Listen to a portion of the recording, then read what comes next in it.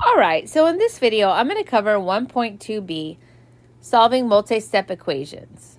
We're going to answer the essential question, how do I solve multi-step equations? So it's going to be almost identical to what we did yesterday, except in this particular lesson, we're adding a little more complexity, I should say, with the fact that you're going to see a variable on both sides, okay? Again, we are still trying to isolate the variable.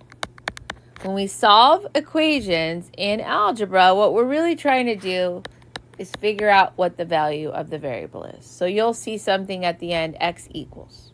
Okay, that's what we're solving for. We're still going to use inverse operations. And remember, whatever you do to the left, you have to do the right. And once you get to this variable step, okay, what we learned in 1.1 was distributive and combined like terms. This is just a way for us to simplify our expressions before we start solving. So remember, when you do these first couple steps and simplify your expressions, you're just working either on the left or the right side of the equal sign, okay? It's not till we get to the variable step that we start using inverse operations. That's when we really need to keep our teeter-totter balanced, okay? So what we do to the left, we have to do to the right. When you're moving that variable, it's always easier to move the small one with the smaller coefficient. And we do that so you can end up with your coefficient in the positive. Okay? All right. Then once you do your variable, you're going to worry about your constant. These are your problems where you're going to be doing the addition or subtraction. Okay, the part of the solving where you do the addition or subtraction. And lastly, you're going to get rid of your coefficient by division or multiplication. Okay, so follow these steps.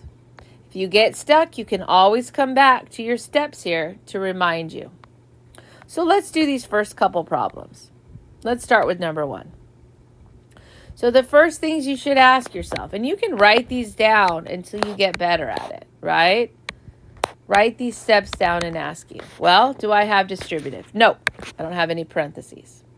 Do I have combined like terms? Well, look at the left side. Is there anything I can put together? Nope. Look at your right side. Is there anything I can put together? Nope. All right. So I'm going to go, Oops. Distributive, combined like terms, variable. Sorry, I had my erase on instead of my pen. All right.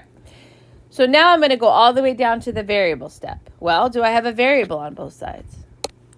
Yes, I do. So I'm going to move the one with the smaller coefficient, which would be the -1. So I'm going to do that through inverse operations. I'm going to add it over here. Do I have to write the 1? No, but I'm doing it as a reminder, because some of you forgot to add that in our last test. So this goes away. Okay, it turns into 0. And I have 4x on this side. Plus 28 equals 24. Whatever's left gets carried down. And don't forget your equal sign. All right. So now my next step would be the numbers, the constants. So I want to move this. All right now it's plus 28. The opposite would be minus 28.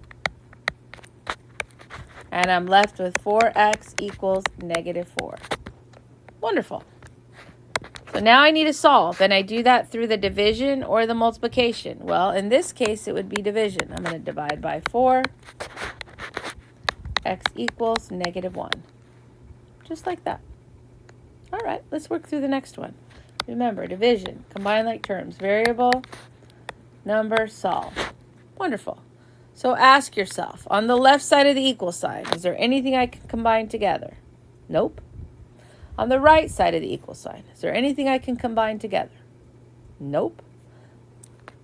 I don't have parentheses. I don't have combine like terms. All right.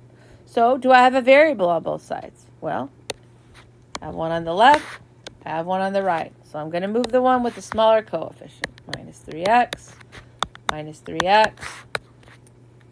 I have 2x minus 8 equals 12. Just like that. Wonderful. So now I'm going to deal with the constant, and I'm going to do the opposite. So I'm going to add 8, 2x equals 20. Because what I did to the left, I have to do to the right to keep my teeter-totter in balance. All right, wonderful. So now I'm going to do the solve. So I have to do my divide by 2 because I want that to turn into a 1. I want that value in front of that x to be 1. 2 divided by 2 is in fact 1. What I do to the left, I have to do to the right, and I end up with x equals 10. Just like that.